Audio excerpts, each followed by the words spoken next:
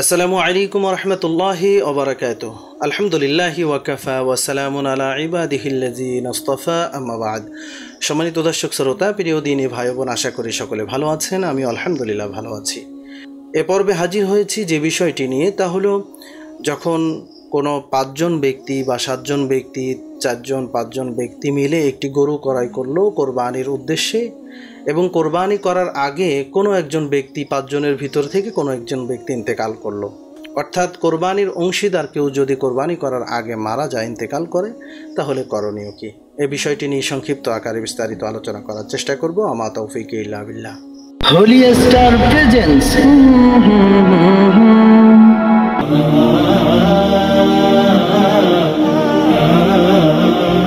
তো কোনো পশু কোরবানির উদ্দেশ্যে 5 জন ক্রয় করলো, 5 জন অংশ নিয়ে ক্রয় করলো, 7 জন অংশ নিয়ে, 4 জন, 3 জন, 2 জন অংশ নিয়ে ক্রয় করলো। ক্রয় করার পরে কোরবানি করার পূর্বেই যদি কোনো একজন অংশীদার মারা যায়, তাহলে সেই অংশীদারের ওয়ারিশ যারা আছে তাদের কাছ থেকে যদি অনুমতি পাওয়া যায়, তারা যদি তাদের সেই মৃত ব্যক্তির পক্ষ থেকে কোরবানি করতে চায়, অনুমতি দেয়, তাহলে তার অংশীদারিত্ব নিয়ে বাকি সবাই কোরবানি দিতে পারবে।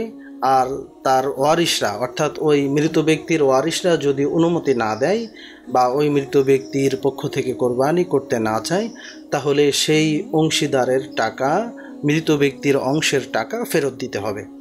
এবং এই অংশীদারের স্থলে অন্য কাউকে যুক্ত করা যেতে পারে, আবার না চাইলে নাও যুক্ত করা যেতে পারে। সেখানে 4 জন কোরবানি করে ফেলবে। 5 জন থেকে যেহেতু একজন মারা গেছে, 4 জন কোরবানি করবে। আবার 4 জন যদি মনে করে যে আমরা এখানে যে ব্যক্তি মারা গেছে তার স্থলে আমরা আরেকজনকে অংশীদার হিসাবে নেব, তাহলে সেটাও নেওয়া যেতে পারে। আমরা বিষয়টি পরিষ্কারভাবে বুঝতে পেরেছি যে কোনো অংশীদার কোরবানির আগে মারা গেলে করণীয় কি। আল্লাহ সুবহানাহু ওয়া তাআলা আমাদের সকলকে আমল করার তৌফিক দান করুন, আমিন।